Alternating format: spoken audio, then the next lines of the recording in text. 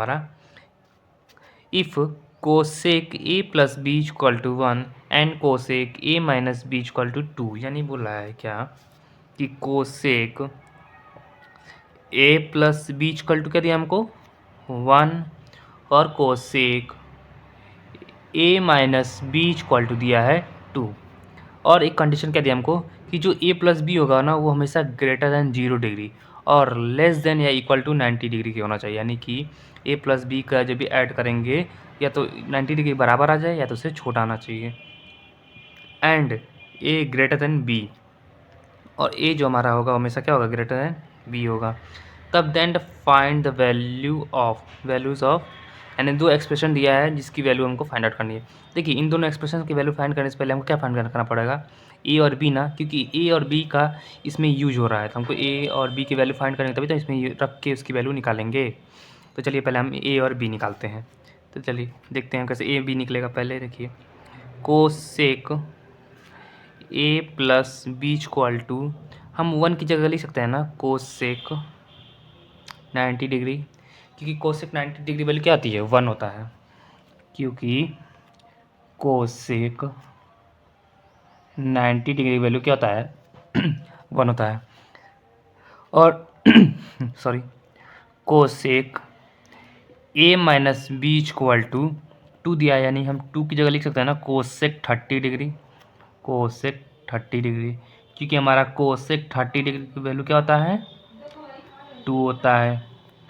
देखिए ठीक, तो यहाँ से कोसेक हट जाएगा तो क्या मिल जाएगा हमको A plus B equal to 90 degree, जो कि हमारा बन जाएगा इक्वेशन फर्स्ट।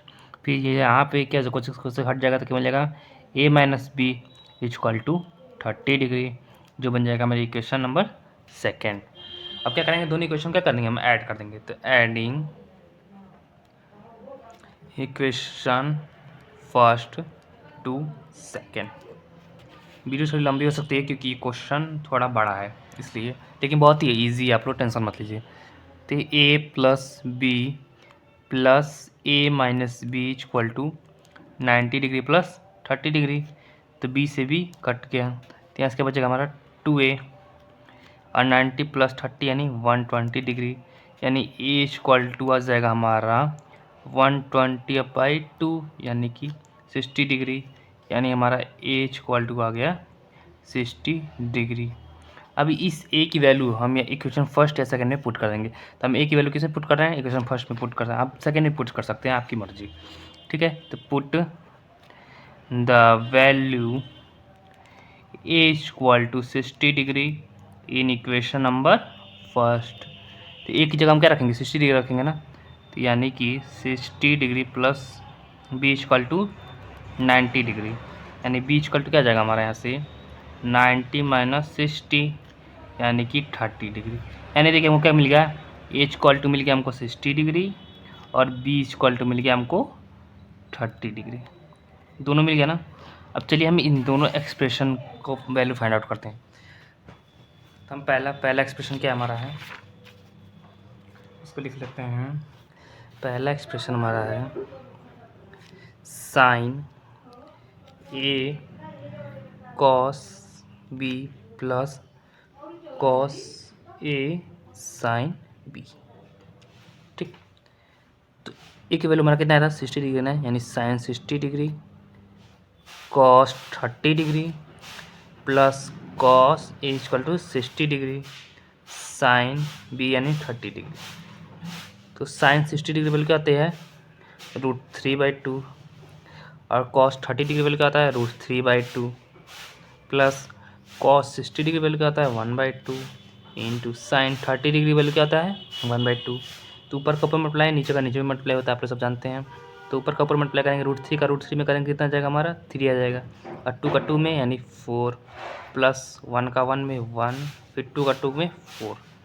तो यहाँ से क्या जाएगा 4 क्योंकि बेस सेम है हमारा, 3 प्लस 1 यानी कि 4/4, 4 से 4 कट गया यानी 1, यानी इसका वैल्यू कितना आ जाएगा 1 आ जाएगा।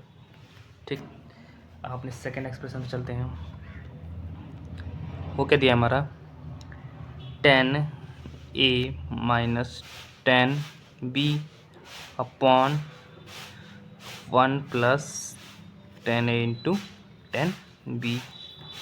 सिमिलरली इसमें वैल्यू हम पुट करेंगे और निकाल देंगे। तो यहाँ से 10 ए की वैल्यू कितनी 60 degree minus 10 30 degree upon 1 plus 10 60 degree into 10 30 degree.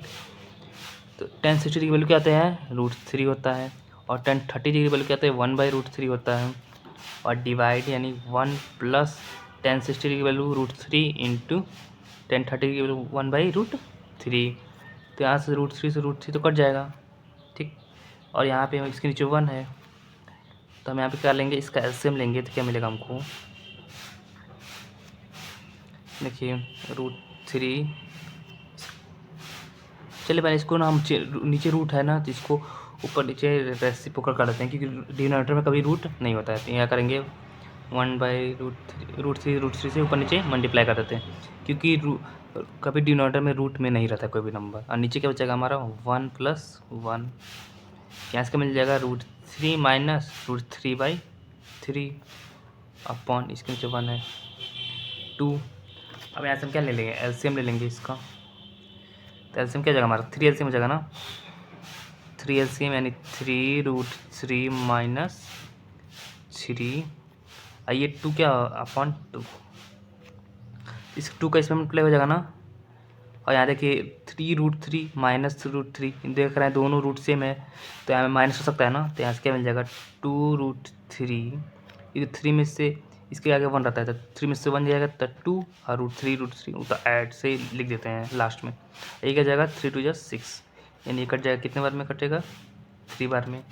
तो यानी हमारा आंसर कितना जाएगा √3/3।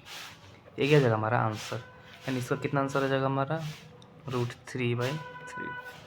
आई होप आप लोग को अच्छे से, किसी भी लाइन में कहीं भी अगर डाउट हुआ हो तो आप लोग कमेंट जरूर बताएगा, और मेरे चैनल को सब्सक्राइब शेयर करना मत भूलिएगा, ठीक है। और आप लोग को अगर 25 तक का सोल्यूशन चाहिए तो उसका प्लेलिस्ट का लिंक डिस्क्रिप्शन मिल जाएगा, जाकर आप लोग जरूर देखिएगा, 25 तक, सॉरी।